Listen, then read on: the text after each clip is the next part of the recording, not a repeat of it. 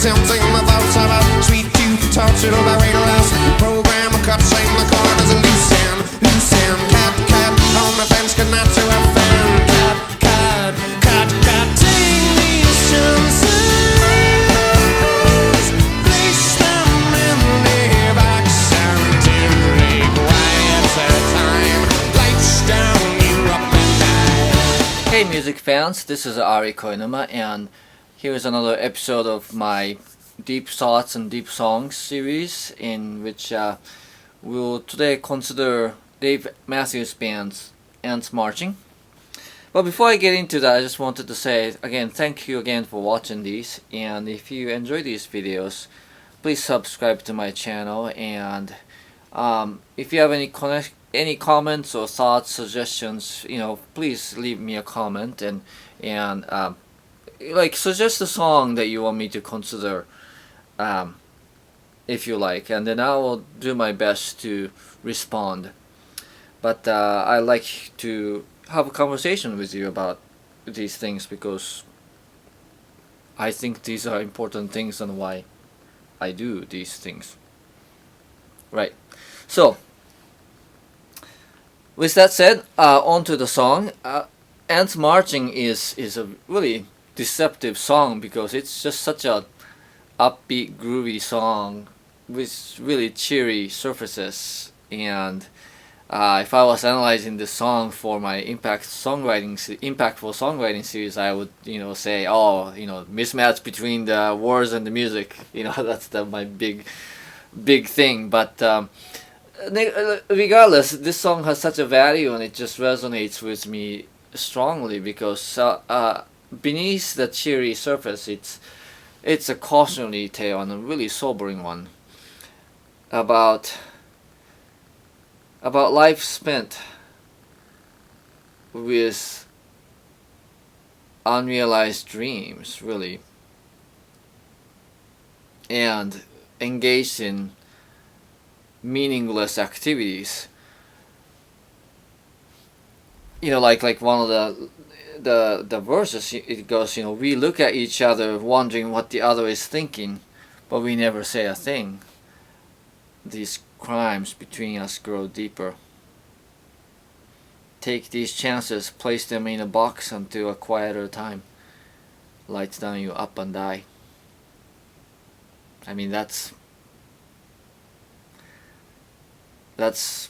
actually kind of terrifying if you ask me. It's about procrastinating, right? It's about knowing that there are important stuff that you want to get to, but going, I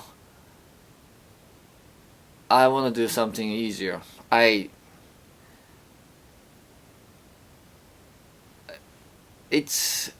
could call it laziness, you could call it lack of courage. It might be because of lack of resources. You spend all your time doing things, forcing yourself to do the things that you really don't want to. So when you actually have time to want to do something that you want, then you're out of energy, and you just feels big and heavy, and you can't quite lift it up. Well, the thing is, though, procrastinating we do because that's easy.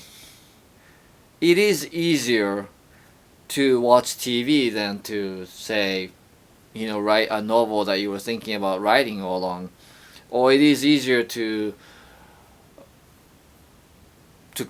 easier to order pizza and eat it while watching a TV when you could be cooking a great meal, and you know fully well that cooking your own from scratch tastes better and it's better for you, but it's easier to order pizza, so you don't do it.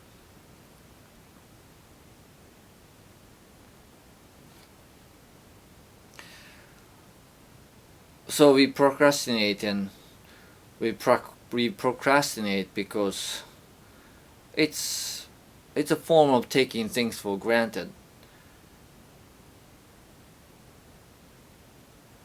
We procrastinate because we think that there are better times. Well, the bad news is that none of this is promised to us. We may not have tomorrow. We may not be available tomorrow. We may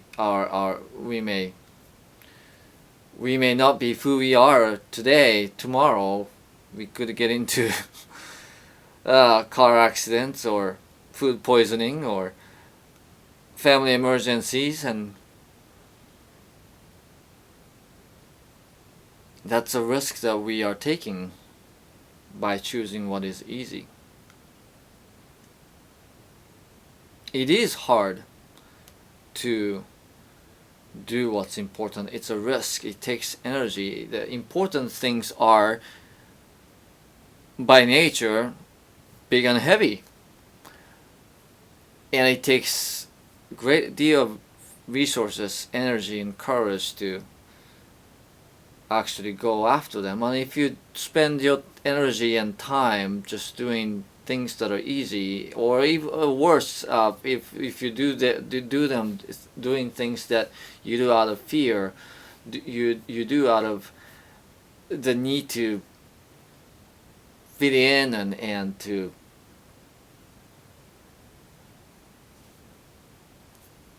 be acceptable, you don't have enough left for the important things. So, fear is not the greatest motivator for most things, or a right one anyway, but it is an effective motivator, and this time I think we could use that to our advantage by realizing that you don't want to be this guy who up and die. You don't want to be the one who is lying on your deathbed wishing you had done this or that. I mean, we are all different, but our life always ends the same way. It ends. And our story's ending is imminent.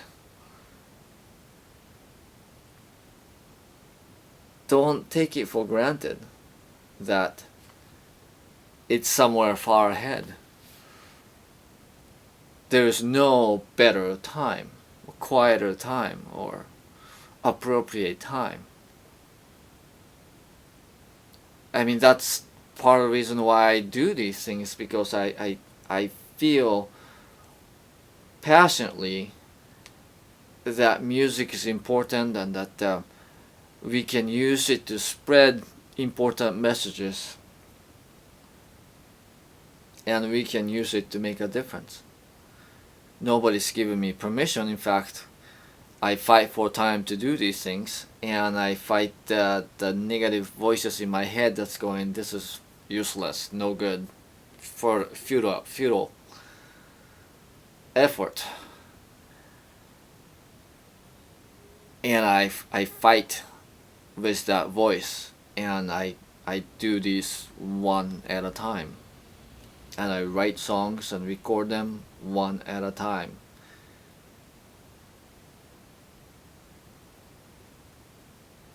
And it's a daily battle, but I know that if I don't fight it, I will die regretting it. So that is my motivator. Man, this is such just a heavy,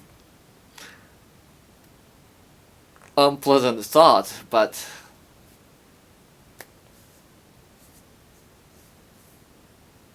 it can be a joyful one too. I mean, it's just the satisfaction that you get. It's kind of like exercising and then having that high in your head, right?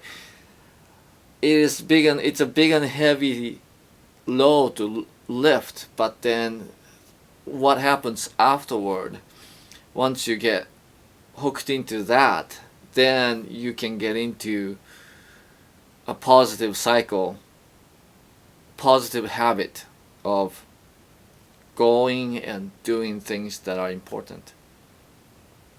So it's a great upbeat song. It's a cheery and happy one. Maybe there is a reason why it is a cheery and happy one. If you pay attention to its message and if you let it sink into your head, if you let it sink into your head enough so that you take actions, then you can feel cheery and happy about how you've spent your life.